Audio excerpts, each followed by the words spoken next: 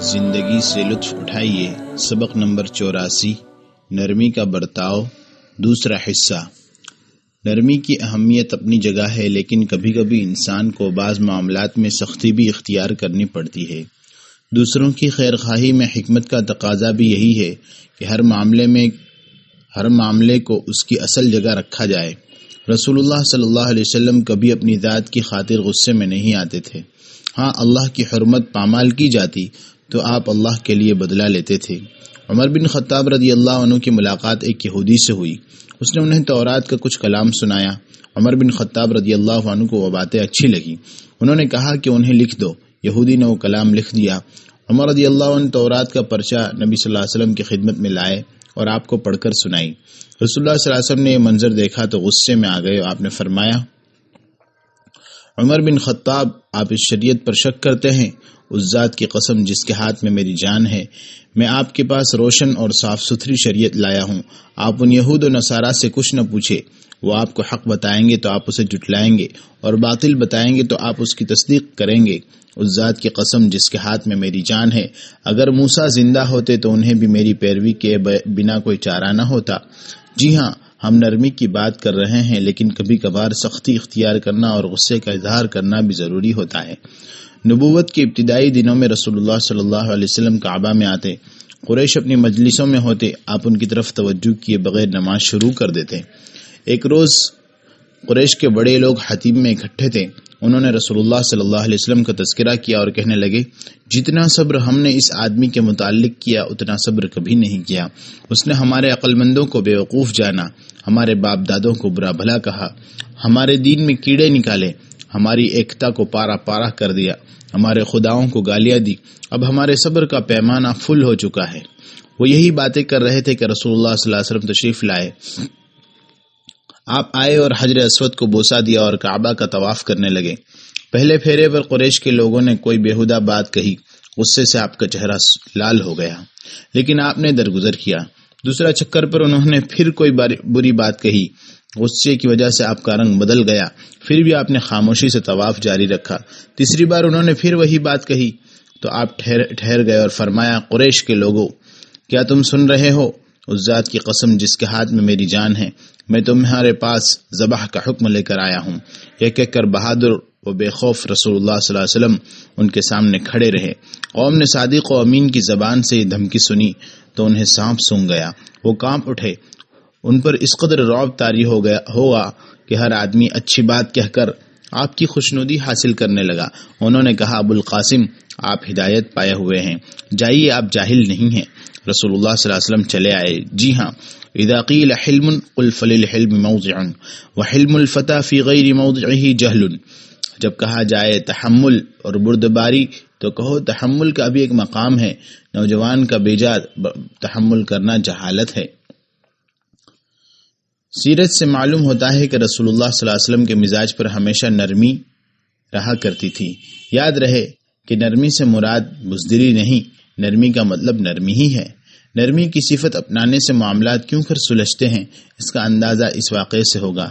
جنگ بدر کے ایک مہینے بعد ابو العاص بن ربیع نے، جو رسول اللہ صلی اللہ علیہ وسلم کی صاحبزادی زینب کے شوہر تھے، زینب کو والد کے پاس مدینہ بھیجنا چاہا۔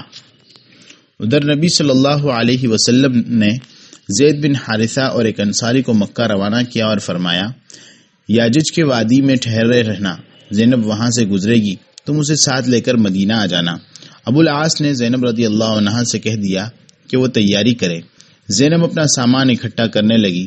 اس دوران ابو سفیان کی بیوی ہند بنت عتبہ ان کے پاس آئی اور بولی، محمد کی بیٹی، کیا مجھے یہ پتا چلا کہ تم اپنے والد کے پاس جا رہی ہو؟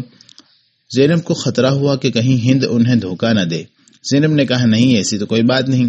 ہند بولی، اگر ایسا کوئی ارادہ رکھتی ہو اور تمہیں سامان سفر یا پیسوں کی ضرورت ہو تو مجھے بتانا، اور شرمانہ مت، میں کوشش کروں گی کہ تمہارے کام آؤں۔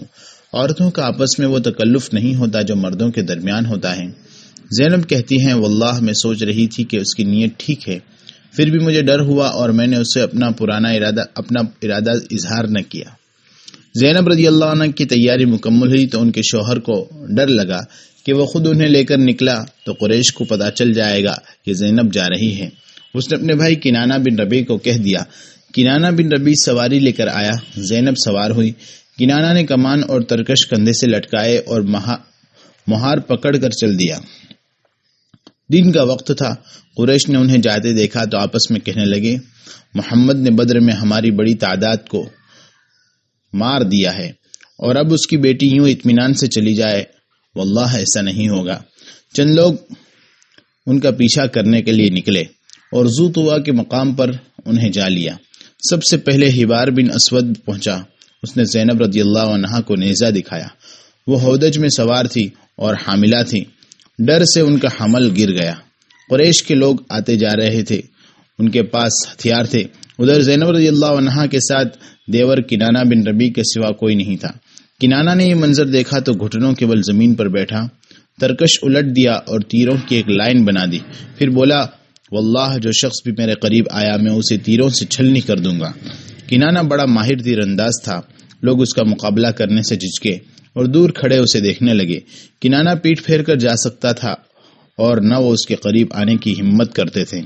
ادھر ابو سفیان کو پتا چلا کہ زینب والد کے وہاں جا رہی ہے تو وہ قریش کے چند بدماش افرادوں کے ساتھ نکلا۔ اس نے کنانہ کو تیروں کے ساتھ تیار دیکھا تو بلند آواز سے کہا او بھائی اپنے تیر ہٹاؤ، ہم تم سے بات کرنا چاہتے ہیں۔ کنانہ نے ہتھیار رکھ دیے تو ابو سفیان گیا اور بولا تم نے ٹھیک نہیں کیا، اس عورت کو لے کر کھلے عام نکل کھڑے ہوئے، جبکہ تم جانتے ہو کہ بدر میں محمد نے ہمارے ساتھ کیا کیا۔ لوگ تمہیں کھلے عام محمد کی بیٹی کو ان کے درمیان سے لے کر جاتا دیکھیں گے تو یقیناً اسے اپنی کمزوری تصور کریں گے۔ بات صرف اتنی ہے، ورنہ ہمیں کیا ضرورت ہے کہ ہم اسے اس کے والد کے پاس جانے سے روکیں؟ اس نے ہمارا کیا بگاڑا ہے؟ ابھی تم اسے واپس لے آؤ۔ جب آوازیں مدھم پڑ جائیں یعنی ٹھنڈی ہو جائے اور لوگ کہنے لگے کہ ہم محمد کی بیٹی کو واپس لے آئے ہیں تو تم خاموشی سے اسے لے کر نکلنا اور والد کے پاس چھوڑ آنا۔ ابو سفیان کی باتیں کنانہ کے دل کو لگی، وہ زینب کو واپس لے آیا۔ کچھ روز زینب کے مکہ میں رہی، جب آوازیں ٹھنڈی پڑ گئی تو کنانہ ایک رات انہیں لے کر نکلا اور یاجج میں زید بن حارثہ رضی اللہ عنہ کے سپرد کر کے آیا۔ زید بن حارثہ زینب کو لے کر مدینہ روانہ ہو گئے۔ اس واقعے کا قابل لحاظ پہلو ابو سفیان رضی اللہ عنہ جو بعد میں مسلمان ہو گئے تھے کا نرمی والا معاملہ اور صلح کا بہترین طریقہ ہے۔ سچ کہا ہے کہ ما کان الرفق فی شیء الا زانہ وما نزع من شیء الا شانہ، نرمی جس چیز میں ہو اسے آراستہ کر دیتا ہے اور جس چیز سے نکال دی جائے اسے عیبدار کر دیتی ہے۔